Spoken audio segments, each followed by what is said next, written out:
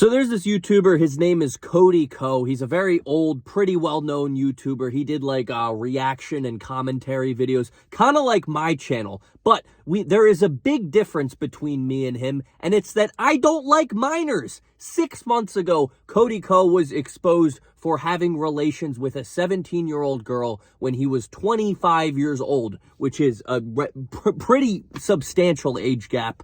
But he got exposed, and you know, a lot of people, when they get exposed for these things, they deny the allegations, they defend themselves, they explain their behavior. But Cody had a very interesting approach. He just completely disappeared for 6 months, didn't make a video, didn't make tweets, didn't say anything about anything. He essentially just disappeared until now, because he came back and made possibly the worst apology video in YouTube history. So before we watch his apology, or apology if we can even call it that, we gotta talk about how he did it. He didn't post it on his main channel. He didn't post it on his second channel. He posted it on his third channel where he runs. And which is a little weird, because you would think if you're talking about, you know, minor liking allegations, you might want to do it on the actual channel that, you know, people watch you on, not your running channel. But not only did he post it on his third channel, which was his running channel,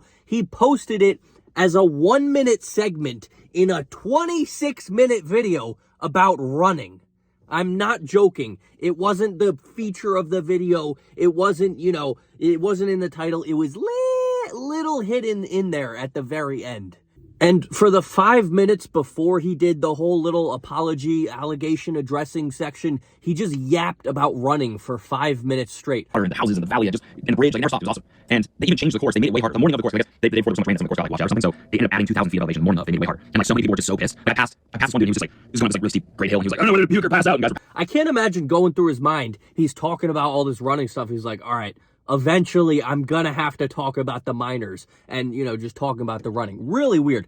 But we finally at the end get to his addressing the allegations, and here's what he had to say. I also understand if your opinion of me has potentially changed over the last few months. You know, I spent the first half of my career criticizing people and judging people online, so, you know, I don't begrudge your judgment of me by any means. I just think all I can do right now and moving forward is just try to be the best person I can be for myself and for my family, and just try to continue putting the best shit out there that I can. Yep, that's all of it. After making us listen to him yapping about running for 25 minutes, he proceeded for 30 seconds to be like, I understand if you don't like me now.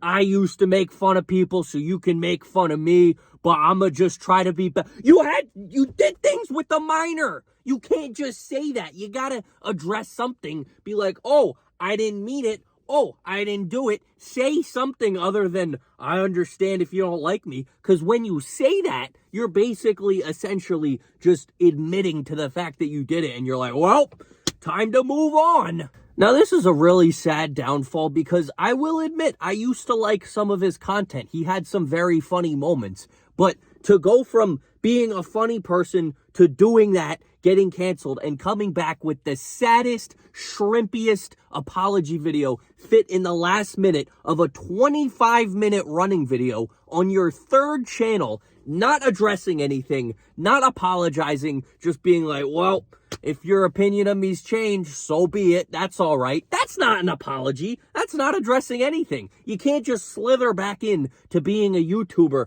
after being gone for 6 months because of being accused of one of the worst things imaginable. You can't just do that. It's so strange. Now, I was a little worried that his fans were going to meat ride him in the comments, as fans typically do when their, you know, favorite person gets canceled. But the comments were actually awesome.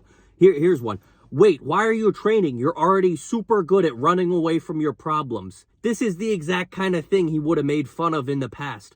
Bro testing the waters on the smallest platform he has. Interesting tactic. Your apology was forgiving us? This is giving divorce dad. By the way, he looks terrible. I didn't even talk about that. He looks like, you know, he's been on a diet of McDonald's and IHOP for 6 months, and he's trying to run it off by just, you know, going in the mountains and whatever. But I don't understand this whole situation. I'm not big into the, you know, commentary verse, but it doesn't seem like the smartest thing to do to just, you know, basically ignore all the allegations and be like, well, it's all right moving forward. I don't know. We'll see what happens, but this is up there with one of the worst apology videos of all time. I don't know if it beats the ukulele, but it's definitely on the podium. Let me know your thoughts in the comments. And with that being said, see you guys in the next one. Peace.